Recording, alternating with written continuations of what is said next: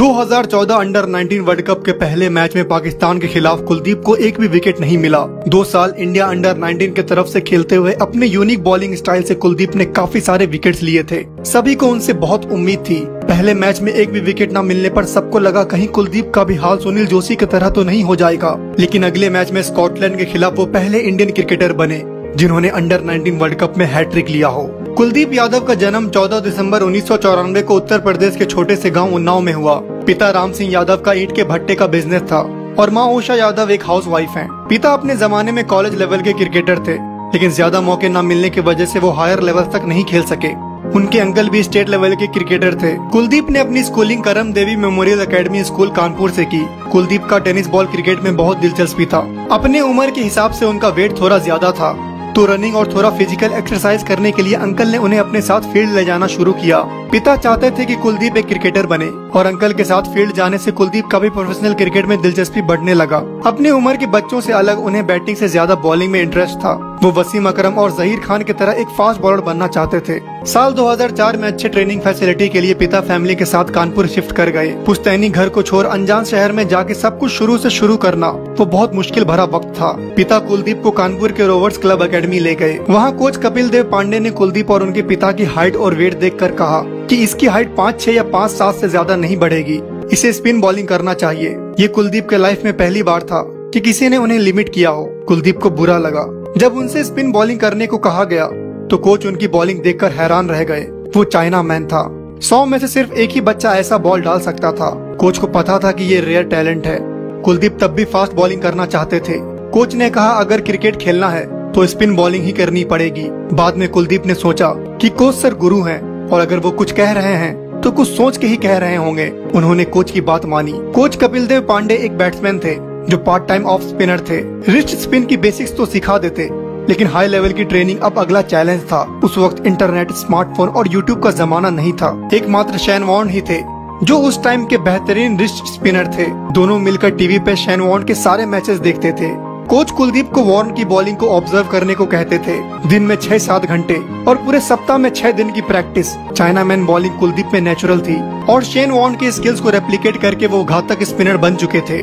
एक bar academy के under 12 match में सभी लोगों ने कहा ये लड़का बहुत छोटा है, अभी भी वक्त है, आप किसी और बच्चे का नाम दे दो। कोच ने कहा कोई बात नहीं, मैच के बाद देखना कौन बड़ा है और कौन छोटा। जब गुरु को अपने शिष्य में ऐसी कॉन्फिडेंस हो तो शिष्य दुनिया जीतने की ताकत रखता है। उस मैच में कुलदीप ने 6 विकेट्स लिए। 13 साल की ही उम्र में कुलदीप अपने से 10-12 साल बड़े खिलाड़ी के साथ मैच खेलते थे। 2008 में जब कुलदीप अंडर 15 के ट्रायल्स देने गए तो वहाँ एक फॉर्मर यूपी प्लेयर ने कुलदीप से लेफ्ट आर्म फिंगर स्पिन करने को कहा। कुलदीप ने अपनी स्ट्रेंथ रिस्ट स्पिन के बजाय फिंगर स्पिन किया और ट्रायल्स में रिजेक्ट हो गए। ये उनके लाइफ का बहुत बड़ा रिजेक्शन था। उन्हें अपने पिता का सपना धुंधला होते हुए दिख रहा था। वो बहुत निराश थे। ये वो वक्त था जब कुलदीप के पिता की कार एक्सीडेंट में बहुत सीरियस इंजरीज हुई थी। जब वो आईसीयू में थे तो एक दिन बरसात में भट्टी पे पड़ी लाखों की गीली ईंट गल के मिट्टी में मिल गई। बिजनेस में बहुत बड़ा नुकसान हुआ और उन्हें घर बेच के एक किराए के मकान में रहना पड़ा। ये सभी बातें कुलदीप के दिमाग में चल रही थी। वो दिन भर रोते थे और वो बहुत बड़ा गलत कदम उठाने जा रहे थे। लेकिन फ्रेंड्स, फैमिली और कोचेज ने उन्हें समझाया कि ये लाइफ का एंड नहीं है, ये तो शुरुआत है। You have to be strong. 2 साल बाद अंडर 17 ट्रायल्स में कोच ने उनसे उनकी strength wrist spin China man ball डालने को कहा। कुलदीप का यूपी अंडर 17 टीम में सिलेक्शन हुआ। अब उनको रोकने वाला कोई नहीं था। हर टूर्नामेंट में वो 30 से 40 विकेट्स ले रहे थे। इतने बेहतरीन परफॉर्मेंस को देखते हुए साल 2012 में उनका इंडिया अंडर 19 टीम में सिलेक्शन हुआ। उसी साल आईपीएल 2012 में मुंबई इंडियंस ने 10 लाख के बेस प्राइस पे उन्हें अपने टीम में शामिल कर लिया। अगले 2 साल उन्हें एक भी आईपीएल मैच खेलने को नहीं मिला, लेकिन उस 20 लाख से फैमिली को फाइनेंशियली बहुत हेल्प मिला।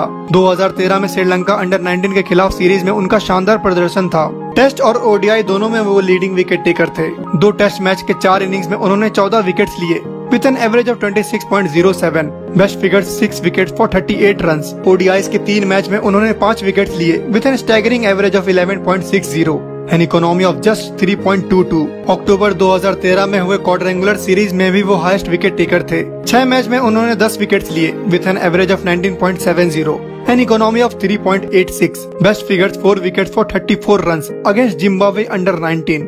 इतने अच्छे फॉर्म को देखते हुए 2014 अंडर 19 वर्ल्ड कप के लिए इंडियन टीम में उन्हें शामिल किया गया। सभी को कुलदीप से बहुत उम्मीदें थी। ग्रुप स्टेज के पहले मैच में पाकिस्तान के खिलाफ उन्हें एक भी विकेट नहीं मिला। कुछ लोग कहने लगे, लगता है कुलदीप का भी हाल सुनील जोशी जैसा होगा। सुनील जोशी जो कि फॉर्मर इंडियन चाइनामैन स्पिनर थे, करियर के शुरुआत में उन्हें बहुत सफलता मिला, लेकिन जब बैट्समैन उन्हें पढ़ना सीख गए तो फिर उनकी परफॉर्मेंस गिर गई। लेकिन अगले मैच में स्कॉटलैंड के खिलाफ कुलदीप ने हैट्रिक लिया। टूर्नामेंट के वो joint second highest wicket taker थे। टूर्नामेंट के 6 मैच में उन्होंने 14 विकेट्स लिए with an average of 16.42 N economy of 4.14। इसी साल आईपीएल में केकेआर ने 40 लाख में उन्हें अपने टीम में शामिल कर लिया। इस पैसों की मदद से उनकी बहनों की शादी हुई। टीम में पीयूष चावला और सुनील नारायण जैसे स्पिनर होने की वजह से कुलदीप को इस आईपीएल में भी एक भी मैच नहीं मिला। वर्ल्ड कप में अच्छे परफॉर्मेंस के बाद स्टेट टीम में उनका सिलेक्शन हुआ। 31 मार्च 2014 को T20 क्रिकेट में अपना डेब्यू किया। विदर्भा के खिलाफ अपने डेब्यू मैच के 4 ओवर में 29 रन देकर 2 विकेट लिए। आखिरकार जिसे हर क्रिकेटर को इंतजार होता है।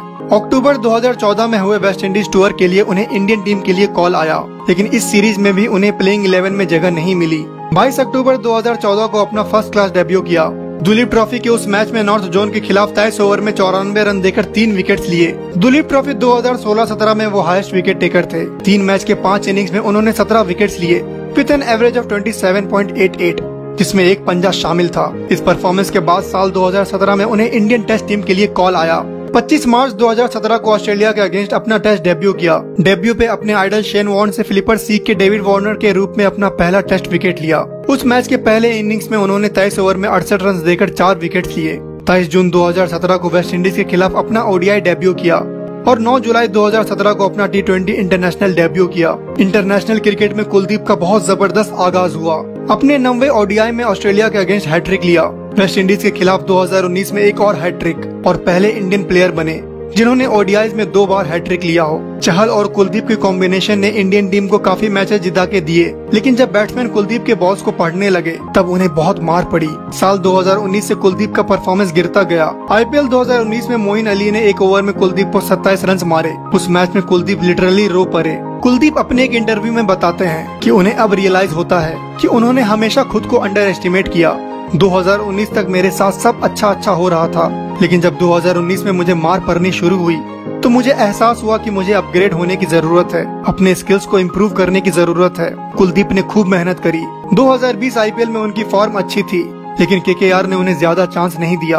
2021 आईपीएल में नी इंजरी के कारण उन्हें आईपीएल से बाहर होना पड़ा। 2022 आईपीएल में दिल्ली कैपिटल्स ने 2 करोड़ में कुलदीप को अपनी टीम में शामिल कर लिया और इस आईपीएल में उनका बहुत अच्छा फॉर्म था। टूर्नामेंट के 14 मैच में उन्होंने 21 विकेट्स लिए with an average of 19.95 N economy of 8.44, जिसमें 2 4 विकेट हॉल शामिल था। अच्छे फॉर्म को देखते हुए जून 2022 में होने वाले साउथ अफ्रीका के खिलाफ T20 सीरीज के लिए उन्हें इंडियन टीम में शामिल किया गया। तो ये थी कहानी एक ऐसे खिलाड़ी की जिसे क्रिकेट खेलने का बिल्कुल शौक नहीं था।